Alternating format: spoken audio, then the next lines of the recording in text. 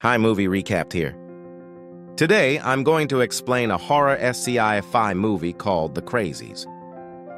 Spoilers ahead, watch out and take care. The movie opens in the town of Ogden Marsh, where the locals are enjoying a high school baseball match. But the game suddenly stops when local resident Rory Hamill enters the pitch with a shotgun in his hands. He also has blood coming out of his nose. The town sheriff, David, who's way too attractive for a town of 12, approaches the scene cautiously while his deputy, Russell, evacuates the pitch.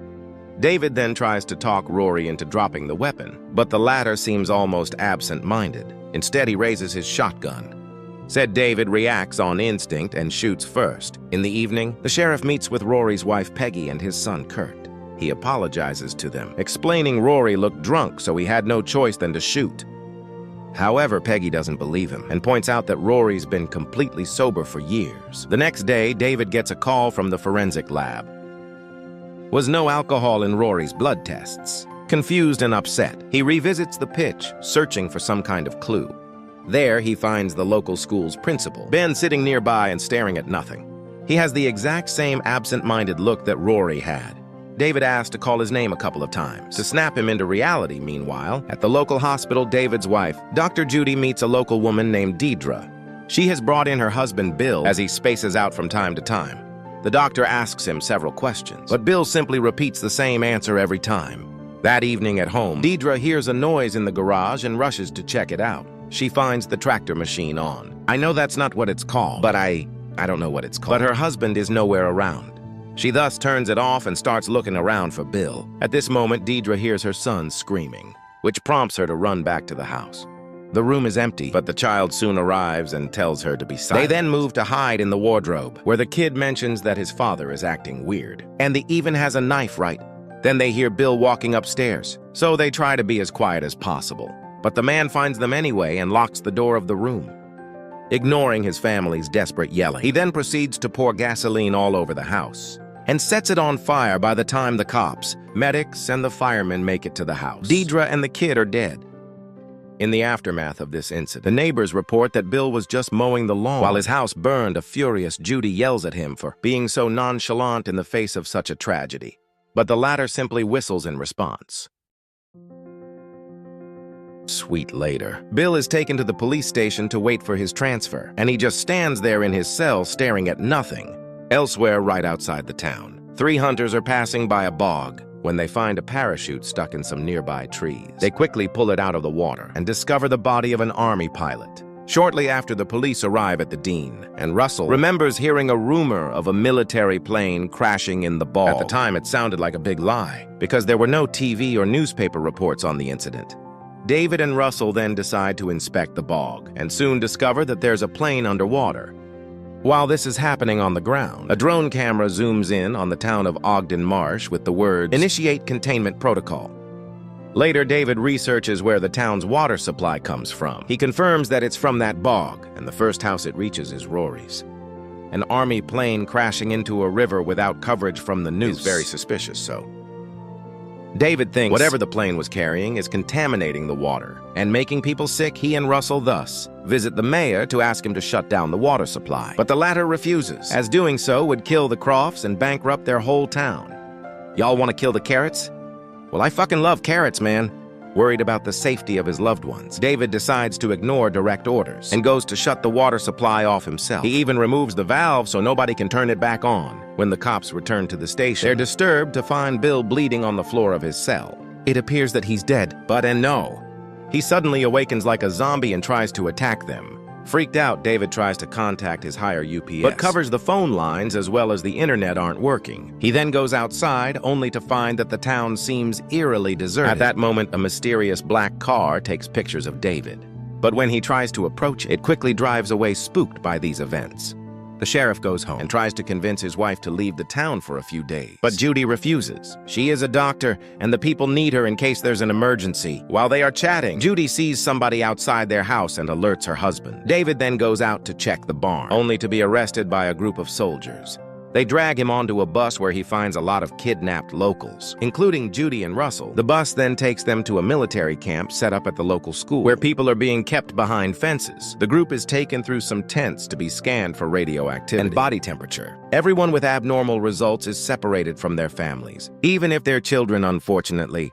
Judy's temperature is high, and the soldiers take her away. David tries to fight off the captors, but he's easily overpowered and knocked out. On the other hand, Judy is tied to a stretcher and taken inside a tent. She sees lots of soldiers in masks, the locals suffering, and blood stains everywhere. Shortly after, Judy is forcibly sedated, which renders her unconscious. When she wakes up, she finds herself in a room with dozens of people tied to stretchers and hears violent noises outside. It seems a car has crashed against the camp fences, and people are taking the chance to run away as the soldiers try to stop them. A violent riot and the unwell people breach the containment area. This descends the place into chaos, and the soldiers and doctors are forced to escape in helicopters. Meanwhile, David wakes up inside a truck that has taken him to another camp. Everyone here is given a bracelet that marks them as not infected. Apparently, all the healthy people will be transferred away, but David refuses to leave without his wife. A neighbor tells him that the town has been closed off, and the roadblocks on every highway have shot down entire families that tried to escape. Nonetheless, David manages to sneak away and makes it back to the police station. He finds his gun and is soon joined by his deputy, Russell, both of them immediately hide when they hear the same black car from earlier driving outside. David later explains that Judy only has a fever because she's pregnant, and convinces Russell to help rescue her. In the meantime, Judy spots her friend, Becca, on a nearby stretcher, and they engage in conversation. But they are interrupted by the school principal, Ben, who is covered in blood and carrying a pitchfork. Clearly infected, he starts moving around the room, killing patients without mercy. He eventually approaches Becca, but before he can stab her, Judy screams to distract him. Ben then looks at Judy, who says, "Bob shit." Then he makes his way towards Sir and raises the fork to end her forever. But David and Russell arrive in the nick of time and shoot him dead. They then rescue the two surviving women and go outside, where they find dead bodies all over the place. Following this, the group begins crossing the town, which has been completely eviscerated. They look for a working car, but quickly hide behind a truck when they hear a noise. It turns out to be the hunters from earlier, who are shooting infected people before throwing the bodies in the back of their truck. Luckily, they soon drive away and the group can keep going forward. The four eventually arrive near a house that belongs to Becca's boyfriend, Scotty. They then rush in and find him hiding and completely healthy. Scotty reveals that his mother is also okay. He's gathering supplies, unfortunately. Things take a turn for the worse, as a bunch of soldiers soon surround the house. The group hides in the barn and watches as a soldier drags the old lady outside. Scotty can't bear to watch it, so he ignores his friend's warnings and rushes out to help his mother. Unfortunately, turns out to be a grave mistake, as he, along with his mom, are brutally shot and killed. The soldiers then use a flamethrower to mercilessly set their bodies on fire. Oh, s'mores. The next morning, the group makes it to David's house, where Russell works on repairing an old car. The others gather supplies, while Judy decides to stop by the nursery to say goodbye. Unbeknownst to her, one of her infected colleagues, Peggy, is behind her. Moments later, David hears a noise and rushes to the nursery, only to find Judy tied to its chair. An infected Kurt then jumps out of nowhere to attack him, but David pushes him away and manages to stab Peggy with a nearby knife. The danger is still not averted, as the barbaric Kurt tries to cause him damage. But Russell shoots him in the nick of time. An impossible shot, really. From way down low, and shoots him dead later. The group leaves in the car, and after driving for a while, Becca starts coughing. Russell thinks she may be infected, which causes an argument among everyone. At that moment, they notice a helicopter flying by, and David hides the vehicle inside a nearby car wash. While they wait for the chopper to leave, Becca sees someone outside the platform, then suddenly begins moving as the car wash activates. And off we go. The set piece is insane, Dune. A bunch of infected employees surround the vehicle and start breaking the windows. David fights against one of them, while another reaches for Becca. She bravely smashes his head against the car and kicks him away. David also manages to push the other guy off, but another infected employee puts a hose around Becca's neck and yanks her out of the car. There she goes, holy crap. Sensing the threat, David and Russell disembark and begin killing the zombies around them. But it's too late, as Becca has already succumbed to her injuries. To make matters worse, the helicopter flies by and blows up their car. None of the group members are injured, but now they're left with no mode of transportation. In the next scene, the remaining trio starts walking down the road and eventually finds Russell's truck. But it is also useless as the tires have been damaged by spikes. Right then, they see the mysterious black car approaching. Russell quickly grabs the spikes and throws them on the road, causing the car to flip and crash. Soon after, an agent crawls out of it. David corners him, demanding an explanation. The agent finally reveals that the plane, which they found in the bog, had been transferring a prototype biological weapon, designed to stabilize a population. It was actually on its way to Texas, where it was to be destroyed.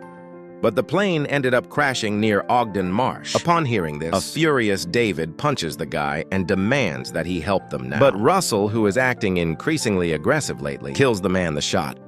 He then wastes all the rifle's bullets by shooting into the air. After this, he stares at the sky and finally admits that he has been infected. Russell knows the end is near, but he just wants to walk with them a little longer, so he doesn't feel lonely.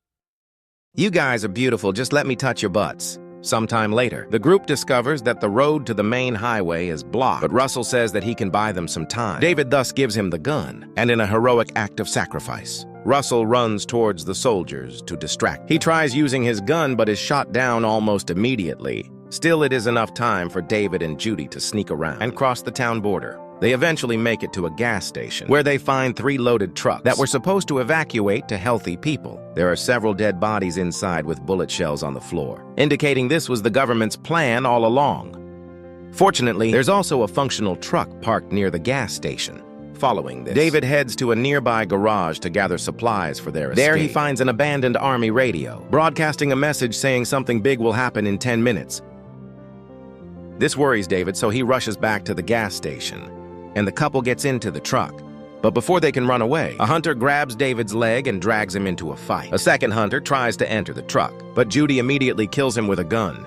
After exchanging a few hits, David manages to cover the hunter with oil and sets him on fire. He then steps away and watches his attacker die a horrible death. Soon afterwards, the couple gets inside the truck and finally leaves town. Since David brought the military radio with them, they listen to a countdown that soon reaches 0. Suddenly, they hear an explosion, and a very bright light illuminates the whole area.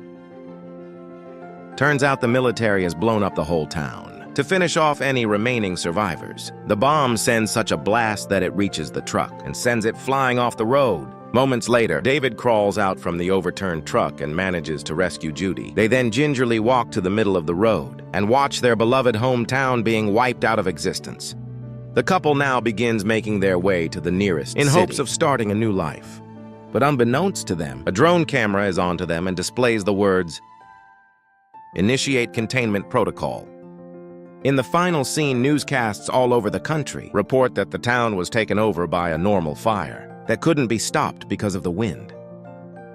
The explosion was attributed to a petrochemical plant that was blown up in the fire. There's a reporter on site, but an infected person suddenly interrupts the transmission. Subscribe for more videos. Turn on notifications and leave a like to help the channel. Thank you for watching.